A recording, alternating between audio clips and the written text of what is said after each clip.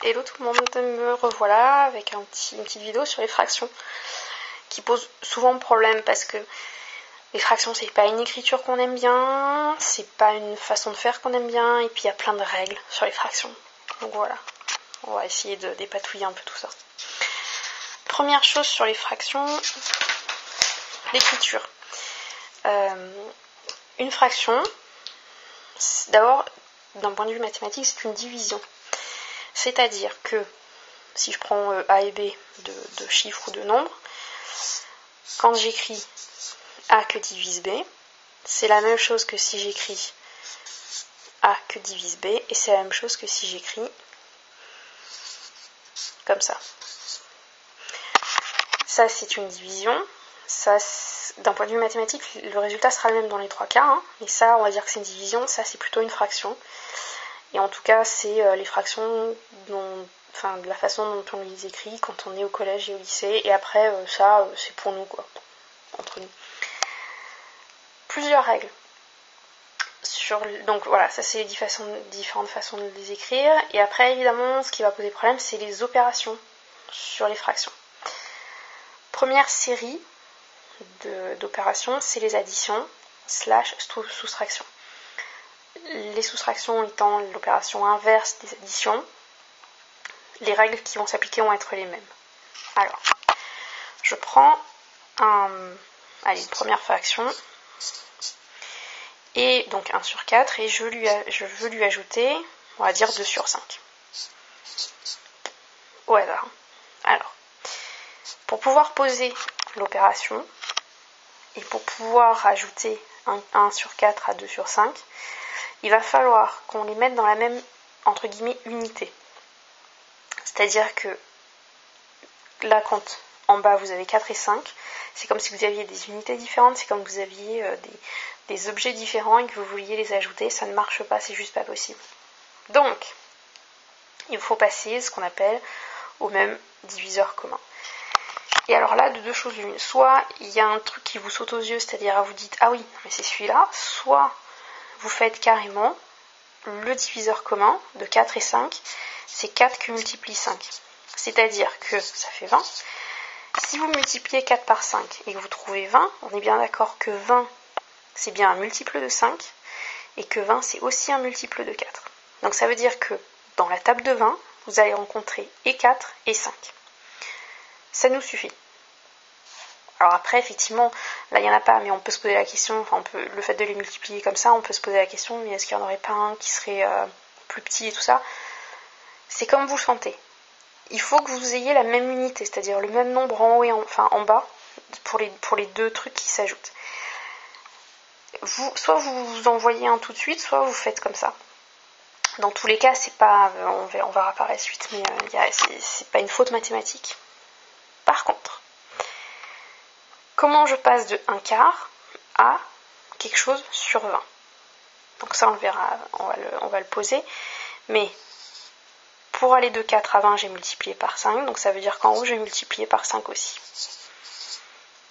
D'accord? Pour aller de 5 à 20, j'ai multiplié par 4, ça veut dire que en haut, je vais multiplier par 4 aussi. Donc 2 fois 4, 8. Là, j'ai la même unité, j'ai le droit d'ajouter. C'est-à-dire que j'ai le droit de faire un seul trait ici en bas et de faire 5 plus 8, 13. Ça, c'est le résultat de mon opération. D'un point de vue mathématique, c'est tout à fait juste. Après, on cherche toujours à savoir si on ne peut pas l'écrire d'une façon plus simple. Ici, en l'occurrence, on ne peut absolument pas l'écrire d'une façon plus simple. Alors, si vous avez des doutes, vous regarderez la vidéo que j'avais faite sur les diviseurs communs, où j'explique comment on sait qu'un nombre est... Mais il se trouve que 13, c'est un nombre premier, donc on ne peut pas le diviser par autre chose que par 13, et 20, on ne peut pas le diviser par 13. Donc là, on a le résultat, et on n'y touche plus. Pourquoi je vous disais que les soustractions, c'était la même chose? Tout simplement parce que si ici, au lieu d'avoir un plus, j'avais eu un moins, et bien ça ne change absolument rien au schmilblick, c'est-à-dire que la règle est toujours la même. Pour soustraire deux fractions, il faut qu'elles aient en bas le même nombre ou le même chiffre. Il faut qu'elles soient dans la même unité entre guillemets. quand je dis c'est la même unité, c'est pas d'un point de vue mathématique, hein, c'est juste pour qu'on se souvienne. Donc voilà, et auquel cas on aurait eu 5 moins 8, ça aurait fait moins 3. Donc on aurait eu moins 3 sur 20. Ouais, je suis désolée, le vert c'est pas top, mais j'ai plus d'autres couleurs. Donc voilà, bref. Pour les additions, il faut que les 2 ou les 3 ou les je ne sais pas combien de fractions vous pouvez ajouter ou soustraire, il faut qu'elles aient le même nombre en bas, et donc il faut le trouver. Voilà. Et une fois qu'on l'a trouvé, on fait les calculs, hein, tel quel. Ensuite, les multiplications / division. Une division, c'est l'opération inverse d'une multiplication. Les règles qui vont s'appliquer aux multiplications vont s'appliquer aussi aux divisions. La seule chose, c'est qu'il y a une astuce et je vais vous la montrer. Alors, une fois n'est pas coutume, les multiplications par rapport aux fractions sont beaucoup plus faciles. Enfin, je veux dire, les règles qui s'appliquent sont beaucoup plus faciles que pour les additions. Ce que je veux vous dire, c'est que, toujours pareil, si j'ai un quart que multiplie 2 cinquièmes, je n'ai pas besoin de chercher le diviseur commun, tout ça machin. Je fais 1 fois 2, 2, 4 fois 5, 20. Et là, comme je suis gentille, je simplifie, parce que 2 divisé par 20, on a 2 des deux côtés, ça fait 1 sur 10. Je vais refaire un topo sur la simplification, tout ça machin. Voilà. Multiplication, c'est quand même super simple, c'est-à-dire que on prend tous les trucs du haut, on les multiplie, on prend tous les trucs du bas, on les multiplie. J'en aurai une d'autres devant. On va faire quand il y a 3 par exemple. On fait un quart par 2 cinquièmes par, je sais pas moi, 3 septièmes. Et 1 fois 2 fois 3, ça nous fait 6. Hop, 4 fois 5, 20. 20 fois 7, 140. Et de la même façon, je simplifie. Voilà, ça va nous faire, si on divise par 2, ça nous fait 3 sur 70. Je crois que c'est tout, hein, on ne peut pas simplifier plus. Donc voilà.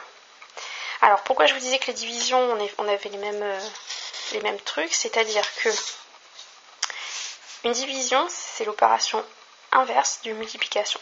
Ce qui veut dire que si j'ai un quart divisé par 2 cinquièmes,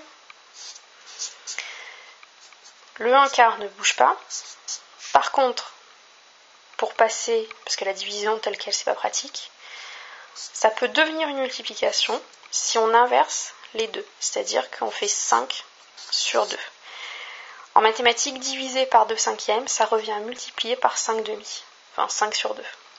Et là, même fois après, on le sait, on continue, ça nous fait 5 sur 8, c'est pas simplifiable.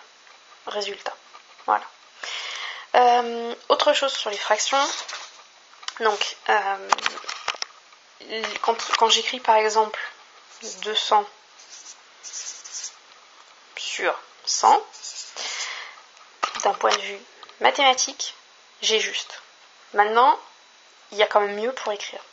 Une des règles avec les fractions, c'est que si on multiplie en haut et en bas, ou qu'on divise en haut et en bas par le même chiffre ou par le même nombre, l'égalité est toujours vraie.